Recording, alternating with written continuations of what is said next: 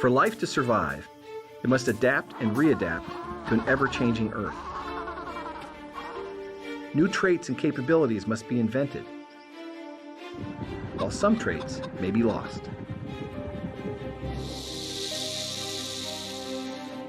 To see one of the most dramatic examples of how this occurs, we will follow a voyage of long ago that will take us 1,600 miles off the southern tip of Africa to one of the most remote places on the planet, Bouvet Island.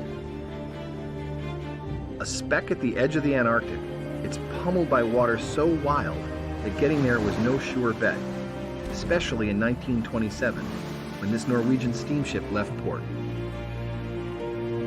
It's cold, it's windy, it's rough waters, they're far away from civilization. So it was a really long and arduous voyage from Norway to eventually the shores of Bouvet Island.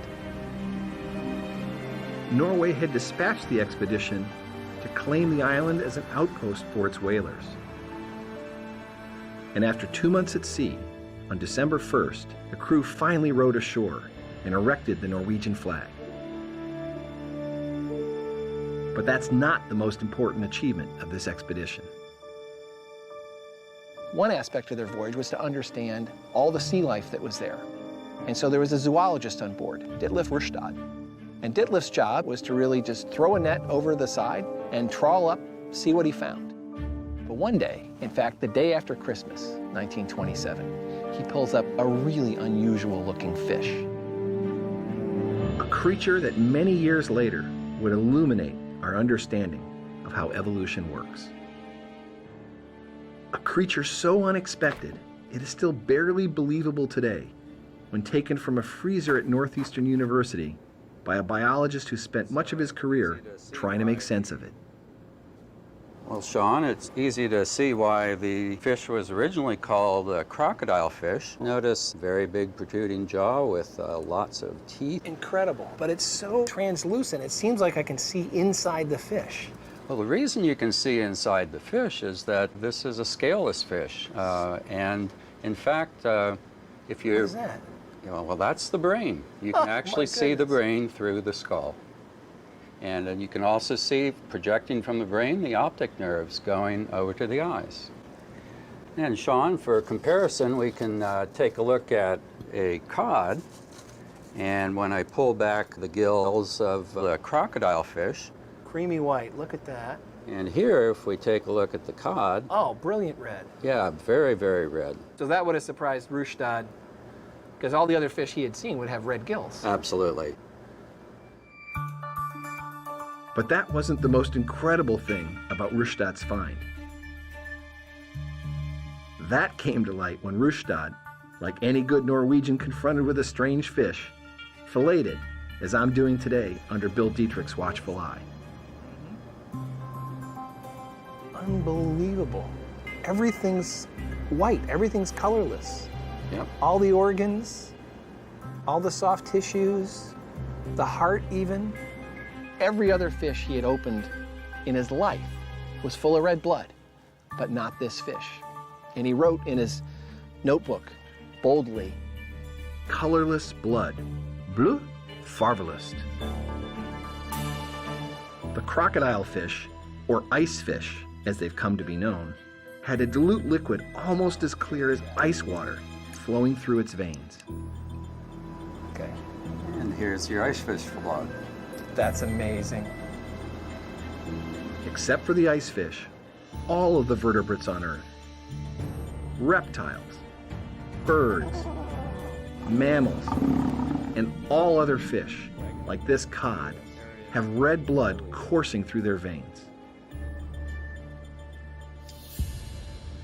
So what's so incredible about having no red blood cells at all is that, for example, our blood, 45% of our blood by volume is red blood cells. So we have enormous numbers of red blood cells in our blood, as do most other backboned animals. And when our red blood cell count decreases a little bit, we call that anemia. And if it decreases a lot, that's life-threatening.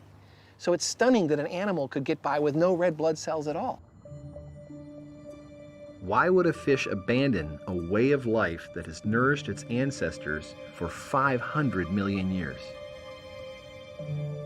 It has to do with the extreme habitat in which it lives. The more cells that are present in blood, the thicker it becomes at cold temperatures. So this watery blood allows the fish to live in really cold temperatures. So if it had blood like this, it would be all gummed up. That's correct. All right. Blood is red because it contains hemoglobin, the protein that delivers oxygen throughout the body. Yet the icefish have not one hemoglobin molecule. The fish absorb enough oxygen from the sea through their scaleless skin so that they can make do without hemoglobin. But the lack of red blood cells still doesn't fully explain how any blood flows in oceans this cold, below the freezing point of fresh water and almost at the freezing point of seawater. And fish cannot live generally in that sort of environment because their freezing point of the blood is higher than the freezing point of seawater. Yet fish thrive in these waters. Icefish and other species, all members of a group called the notothenioids. To show just how different Antarctic notothenioids are from other fish, husband and wife biologists Arthur DeVries and Christina Chang dunk one in water as icy as the ocean outside their lab on Antarctica's McMurdo Sound. The temperature, minus 1.8 degrees Celsius, is so cold it's below the freezing point of fresh water and blood. So as you can see, this fish is doing fine at this freezing temperature in the midst of ice crystals.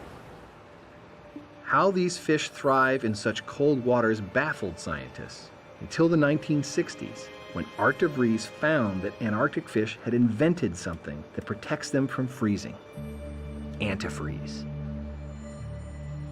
These fish have a certain protein, and what it does is bind to the ice crystal in the fish.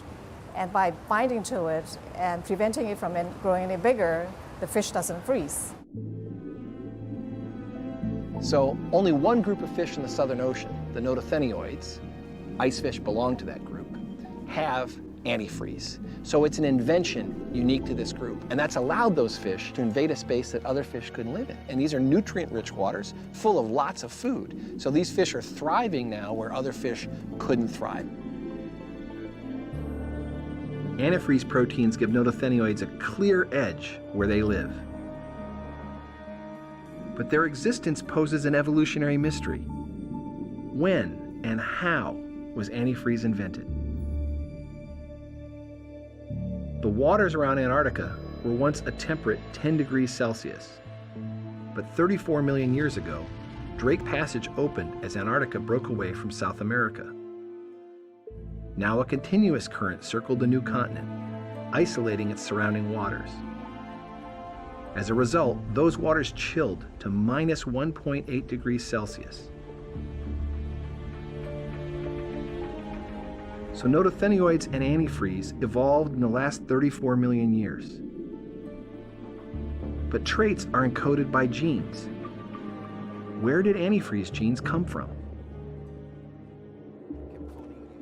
De Vries, Chang, and Lingbao Chen worked out part of the mystery in the 1990s by noticing that parts of the antifreeze gene, labeled in red, strongly resembled a different gene, that one gene gave rise to the other. The process began when the ancestral gene was accidentally duplicated. While one copy remained the same, the other accumulated mutations that eventually gave it a new function: to make antifreeze proteins. The invention of antifreeze is a crystal clear example of inventing something new from something old, borrowing sort of the code of a pre-existing gene and then altering that to create a protein that has entirely new functions. And this story we see again and again in evolution, inventing something new from the old. Notothenioids invented antifreeze genes, but one family, the icefish, went a step further and eliminated red blood cells and hemoglobin altogether. As for how that happened, the answer has also been preserved in DNA. And Bill Dietrich found it when he compared globin genes from icefish and other fish. globin genes encode the hemoglobin protein. So what do we see here? Well, as you go from left to right here, the normal red-blooded globin gene is shown in the sequence on the top. Down below, we have the sequence of the icefish. And as we move from the left, you can see their dots. These are exact matches in the sequence. However, at the arrow, we see we get virtually no match. This is essentially genetic gibberish. So it's broken right there. That is exactly right. At some point in history, a mutation wrecked this gene. And since hemoglobin was no longer necessary to icefish, the mutation wasn't weeded out. And this is the fossilized remnants of that gene.